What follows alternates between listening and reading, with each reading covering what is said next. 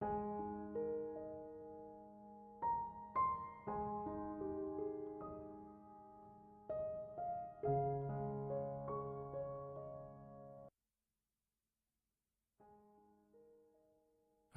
गीता, पहला अध्याय। राजा जनक ने अष्टावक्र से पूछा, प्रभुवर, कृपया मेरी जिज्ञासा का शमन कीजिए कि ज्ञान प्राप्ति कैसे की जा सकती है, मुक्ति का उपाय क्या है, वैराग्य कैसे प्राप्त किया जा सकता है।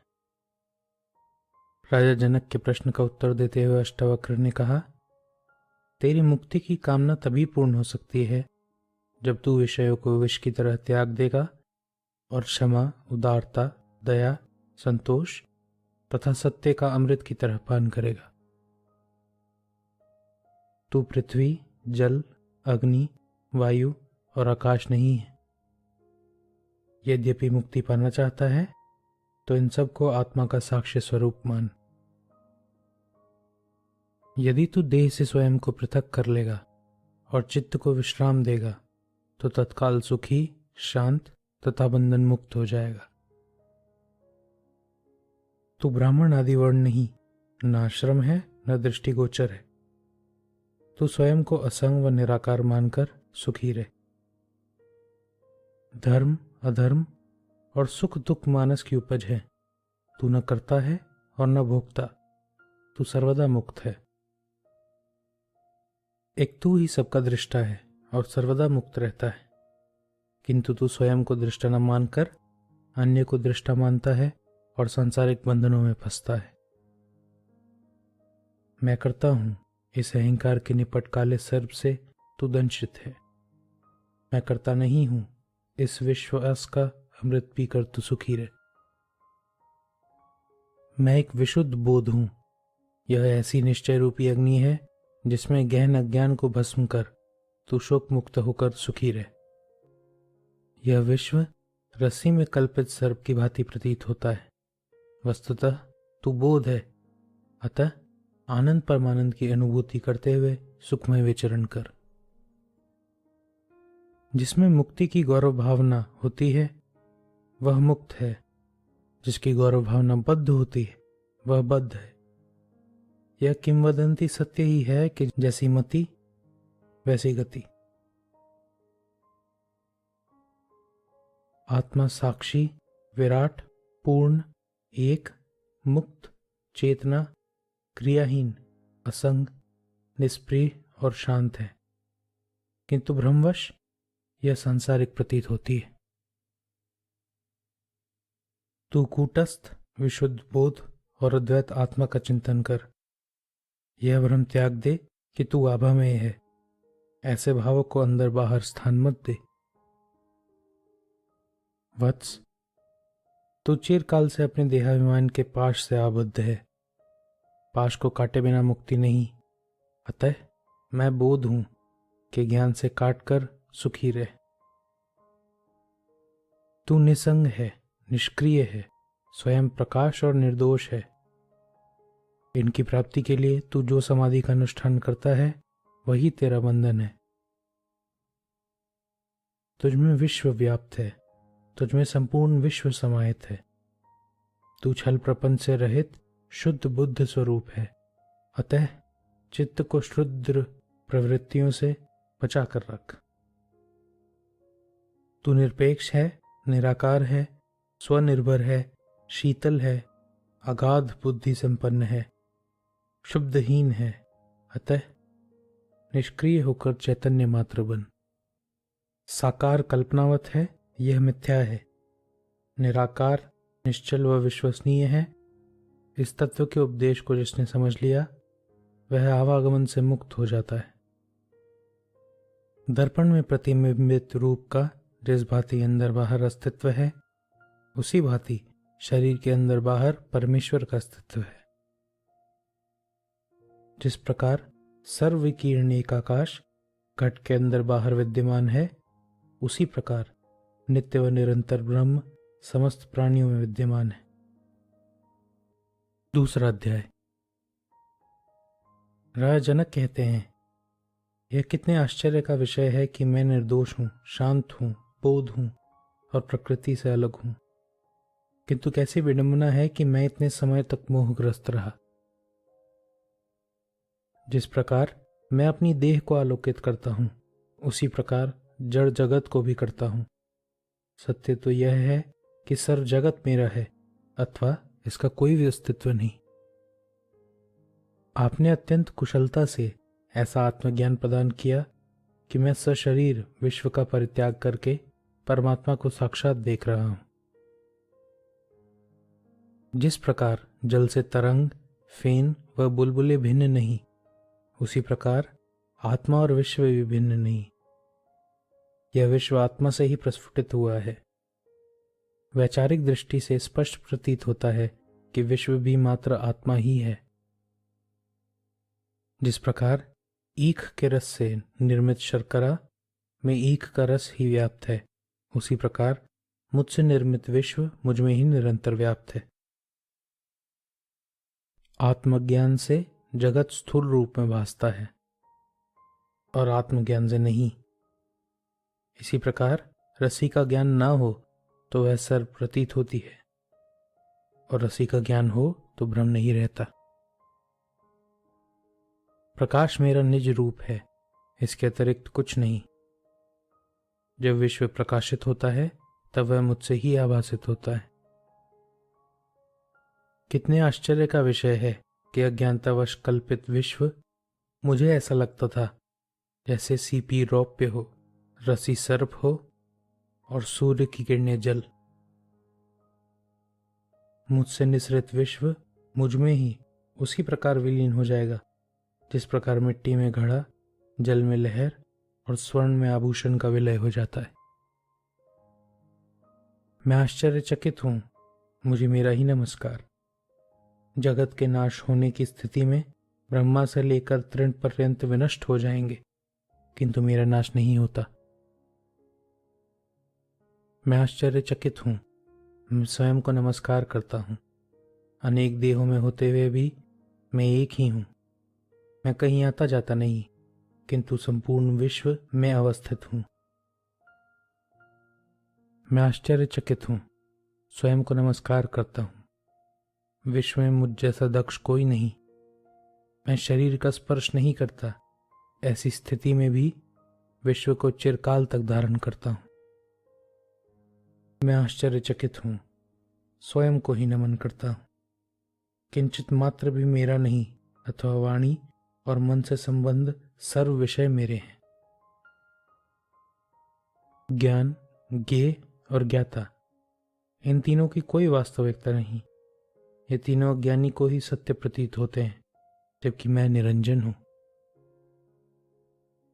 द्वैत ही दुख का मूल है, इसकी कोई औषधि नहीं। दृष्टिगोचर होने वाले दृश्य मिथ्या हैं। मैं ही एक अद्वितीय और चिन्मात्र हूं। मैं बोध मात्र हूं।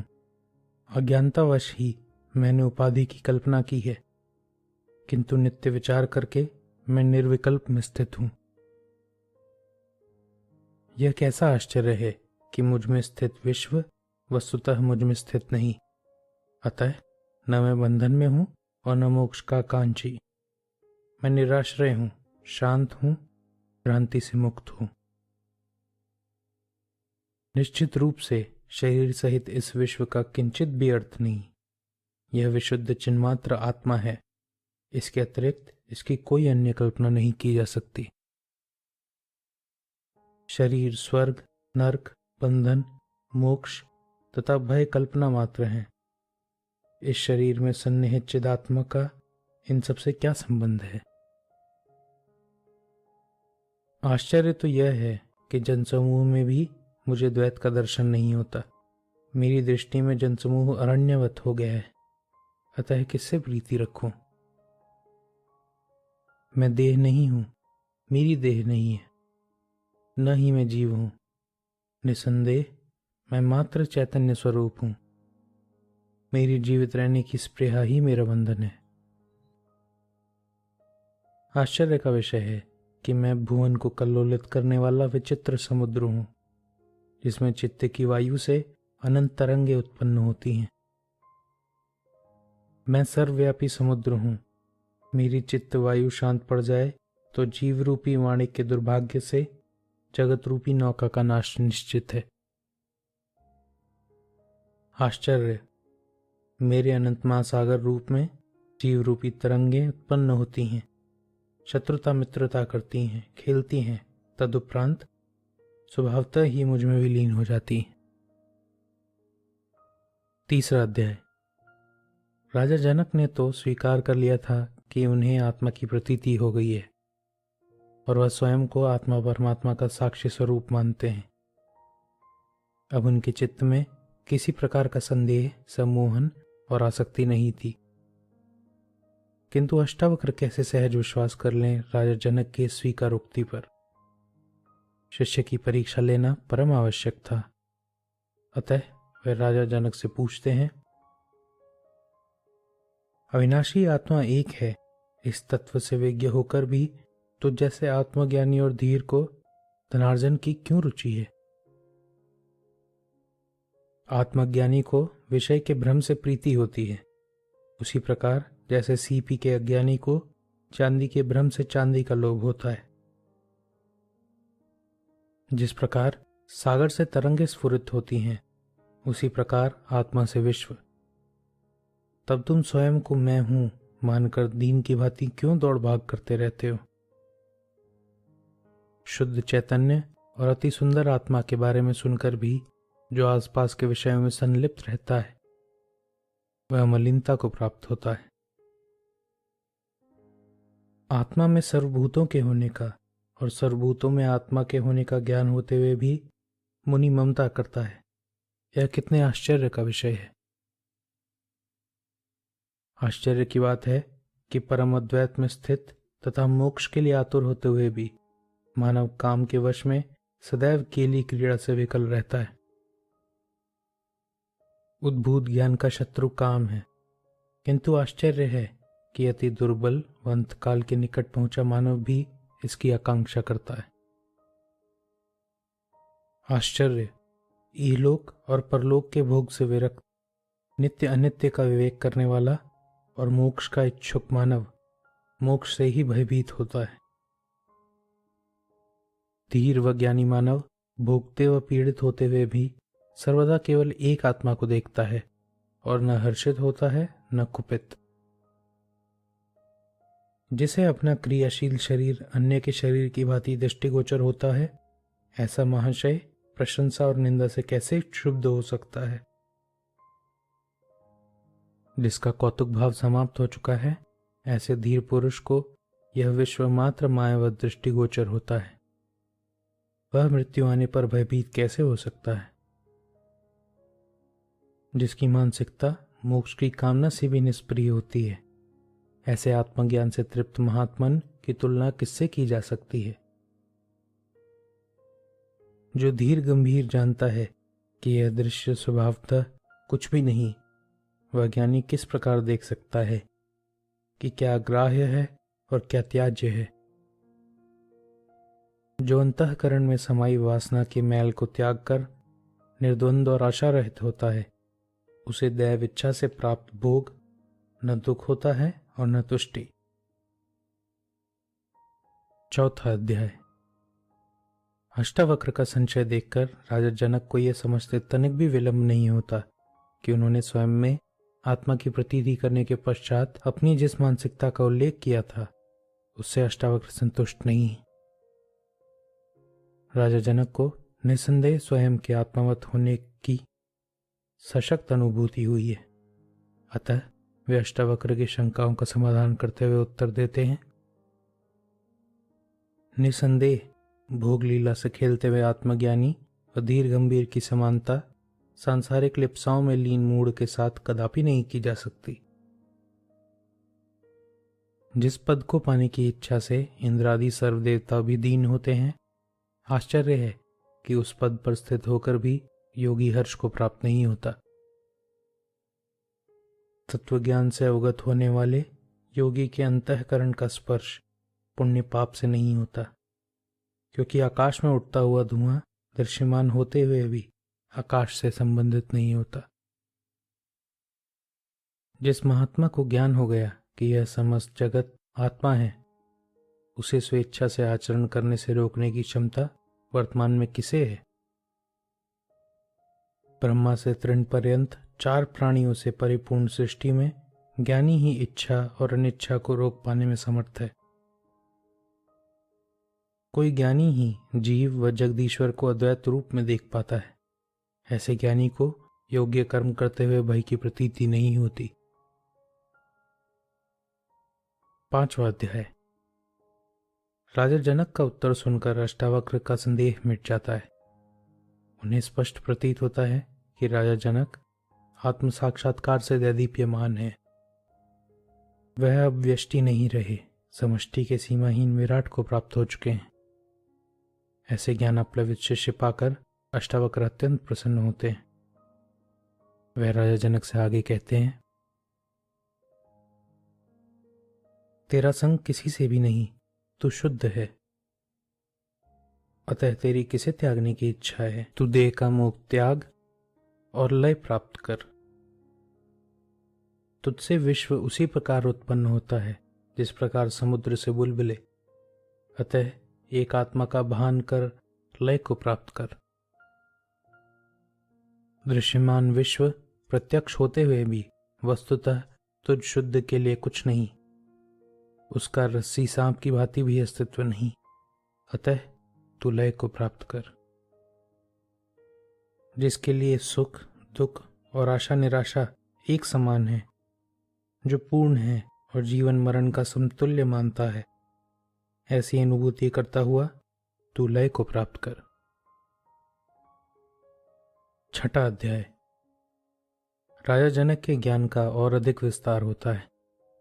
उनके ज्ञान चक्षु और अधिक विस्तीर्ण होते हैं। वह स्वयं में अतिरिक्त शक्तियों का अनुभव करते हैं। आंतरिक ऊर्जाओं की आभा से वे महिमामंडित हो जाते हैं। वे आगे कहते हैं, मैं आकाशवत अनंत हूं, जगत घट की भांति प्राकृतिक है। अतः मुझे ज्ञान है कि इसका न त्याग, न ग्रहण और न ही विलय। मैं महासागर के समान हूं, सांसारिक प्रपंच तरंगों के समान है। अतः न इसका त्याग है, न ग्रहण और न लय, इसका मुझे ज्ञान है। मैं सीपी की भांति हूं और इस विश्व की कल्पना चांदी के समान है। अतः मुझे ज्ञान है कि इसका न त्याग है, न ग्रहण और न विलय। निसंदेह मैं सर्वस्व में निहित हूं और सर्वस्व मुझ में निहित है। अतः मुझे ज्ञान है कि इसका न त्याग है, न ग्रहण और न विलय। 7वां अध्याय। मुझे अनंत महासागर में विश्वपोत मन की वायु से इधर उधर भ्रमण करता है। मुझ में असहिष्णुता नहीं है। मुझ अनंत महासागर में जगत तरंगे स्वभावतः उदित होती हैं, भले ही उनका अस्त हो जाए। मेरी न तो वृद्धि होती है और न ही क्षति। मुझ अनंत महासागर में निसंदेह यह विश्व मात्र कल्पना है। मैं पूर्णतया शांत, निराकार तथा इसी के आश्रित हूं। देहादि पदार्थों में आत्मा नहीं, देहादि पदार्थ उस अनंत व निरंजन में नहीं। इस भांति मैं अनासक्त व स्पृहा रहित होकर शांत और इसी के आश्रित हूं। अहो, मैं चैतन्य मात्र हूं। यह जगत इंद्रजाल के समान है। अतः मेरी हे उपाधेय की कल्पना कैसे और किसमें हो। 8वां अध्याय। जब चित्त कुछ वांछना या शोक करता है, त्याग या ग्रहण करता है, हर्षित या कुपित होता है, तब वह बंधनग्रस्त होता है। मुक्ति तभी मिलती है जब चित्त न वांछना करता है और न शोक, न त्याग व ग्रहण करता है, न हर्षित और न कुपित होता है। जब चित्त किसी भी दृश्य से आसक्त है तो बंधनग्रस्त है। जब चित्त सब दृश्यों से अनासक्त है तो मोक्ष है। जब मैं नहीं है तब मोक्ष है, जब मैं है तब बंधन है। ऐसा मानकर किंचित भी ग्रहण करने या त्यागने की इच्छा से मुक्त हो। 9वां अध्याय। कृत अकृत द्वंद्व कब और किसके शांत हुए? अतः इस सत्य को जानकर इहलोक से विरक्त और अवृत्ति होकर त्यागपरायण बन।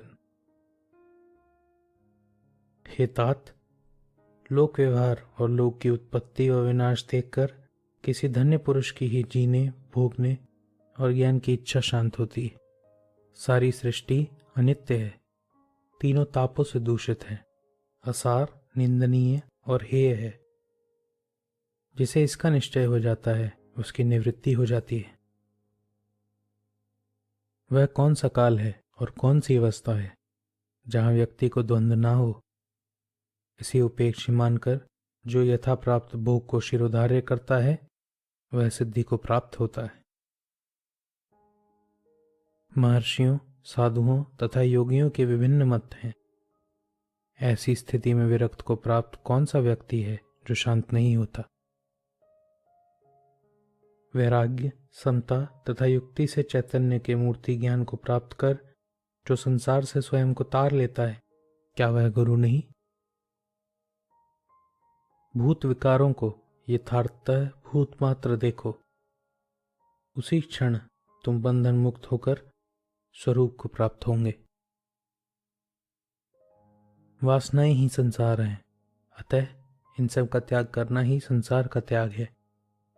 तदुपरांत प्रारब्ध अनुसार स्थिति को प्राप्त कर